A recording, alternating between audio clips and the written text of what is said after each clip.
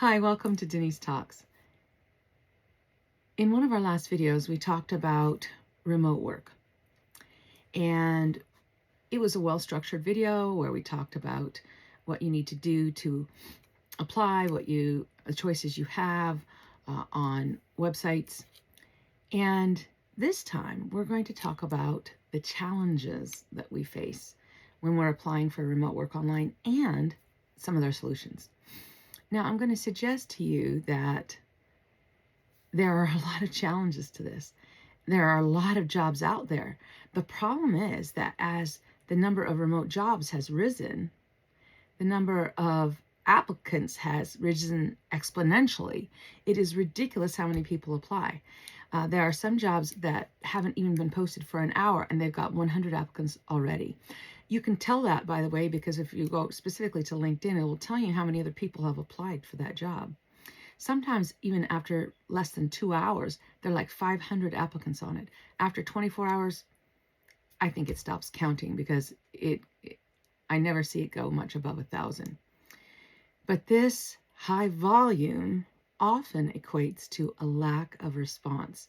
Did we get the job? Did our resume even get looked at? Those are the things that we wonder because we don't get a lot of response. Another challenge is that sometimes the job listings disappear quickly.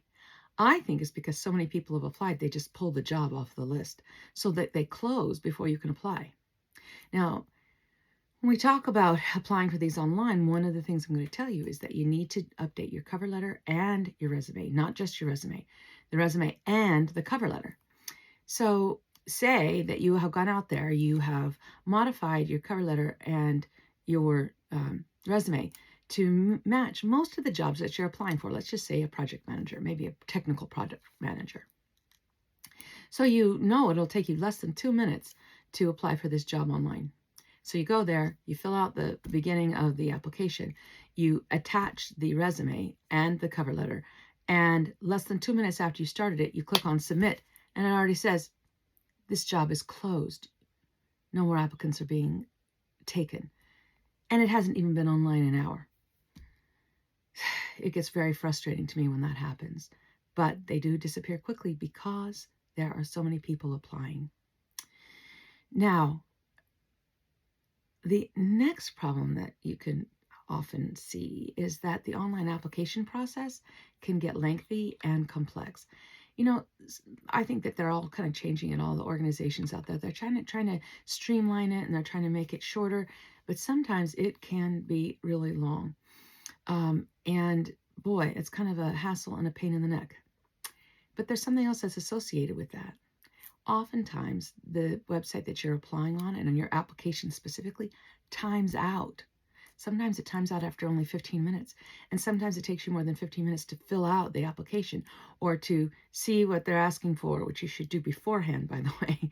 Modify your cover letter and your resume before you click on that apply button. And then you already have it modified so that you can go in there quickly, just pound it out. Yes, yes, no, this is what race I am, this is what nationality I am. No, I don't need to worry about getting sponsored. You know, they've got all those questions on there.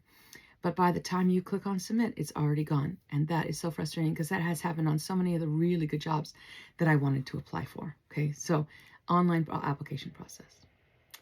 But the other problem that sometimes we see is that we don't get any response. There's a lack of feedback, okay? So why aren't we getting any responses from these applications? And I think that sometimes the problem is they're just getting too many. They've just got so many, they can't handle it. And so they don't really respond until the last thing that they do is basically gives you a rejection letter. You know what? If they give me a rejection letter and I'm above the 100 mark, I know they're never even going to look at it. So I don't have any feedback. I don't know if my resume needs work. I don't know what the problem is. I'm going to tell you that large organizations reply back faster. They respond faster. They deny you faster too. But at least you know that you no longer have to keep worrying about that in the back of your mind. I have a spreadsheet that I keep that tells me who I applied for, when I applied for it, and what the outcome was, so that I can know which ones I still have to worry about and which ones I have to look at more. You know, I'm sure that we've all had challenges looking for remote work online. If you've had a challenge or a success, I would love to hear it. Why don't you post that down in the comments? We would love to hear from you. So what about tips to improve our chances? What are we going to do? Here's some tips and tricks for you. Number one, you need to tailor your resume and cover letter every single time. Now, I say that, but if you're applying for the same type of job, as we said earlier, like as an example of a technical or IT project manager, and you know that the keywords that you have that they're going to ask for in the job description that they posted are pretty much going to be the same, you're not going to worry about it. You're going to say, okay, I know this looks pretty good. I've got all of the keywords, the relevant experience, the education and skills, all the things that they're asking for, I've already got inside my resume, and I don't need to modify it anymore. But that is going to be really worrisome. You need to make sure, okay? You need to make sure that you have everything in there because of what we're going to talk about next. So now, you go out there, you update your resume and your cover letter. You put the keywords in it that you see inside of the job description. So you're aligning with that job description. So my question is for you is, are you ready? And are you ready to click on submit? And I'm going to tell you that the problem is that you've got a couple other things to worry about. Number one, you have got to worry about the system that they're using, an AI system. It's the automatic system, ATS, that goes out and looks at your resume and automatically calls it out if you do not have the keywords in it that they are looking for in their job description. Not only the keywords, but how much experience you have over X number of years, over 5 years, over 10 years. You need to put those words in there. If in their job description it says these are the requirements, you need to make sure that you have more than 3, more than 5 is better, but all would be the best because then you're more likely fit. In a later video, I'm going to talk to you about how to use AI to modify your cover letter and resume. No, we're not talking about lying. What we're talking about is taking some of the keywords that you see in their job description and asking the AI tool to use those keywords in your resume and in the cover letter that you've got so that you don't have to regenerate those from scratch every single time. You're not searching and replacing words. Instead, you're letting the AI do it. So we'll talk about that in another video here because we just don't have enough time to do them all. The next thing is on your professional online presence. Clean up your social media. Update your LinkedIn. You know, I don't really run out of jobs except every 3 years because that's usually how long my contracts last. So every 2 or 3 years, I start looking for jobs again. I have been looking now for 8 months. Now, my job didn't end till a month and a half ago. My contract ended, okay? I have no reason why somebody wouldn't hire me, and I would imagine you don't either. But if you, like me, still need a job, you're going to need to go clean up that social media. Make sure that there's nothing negative on there. Make sure that your LinkedIn is cleaned up. Add your last work experience to LinkedIn. Update your resume on LinkedIn. Keep those clean. Use job description keywords in that LinkedIn profile or whatever profile you're using for whatever website, whether it's Glassdoor or Indeed, and there are quite a few other ones. So speaking of LinkedIn and some of the other job seeking tools, but LinkedIn specifically because it is a great networking tool, take advantage of the alumni connections and the professional organizations and the groups that you can belong to on those websites. And then start going to some of the presentations that they have. Chat with other people that are in that presentation with you so that you can network and say, hey, have you heard anything? Oh, yes, I was looking for this job, but I'm not a technical IT manager, but I think that I saw one that was available. Use your networking. Okay, that effective networking is going to be so beneficial. So, next, Research your companies.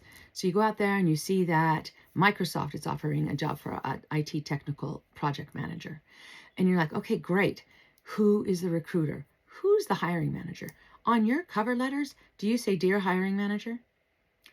At the beginning, I did that, and I thought, well, I'll just put a hiring manager because it doesn't matter, because it's not usually the same person who's actually going to be looking at my resume. And the answer is, it might not be, but they will see the name of that person and recognize that person is in their organization, okay? Do a follow-up. Send an email after a couple of weeks asking, um, you know, I hope that may saying something like, I hope that everything went well for you, that you found somebody here. Keep me in mind in the future. Thank you for your time.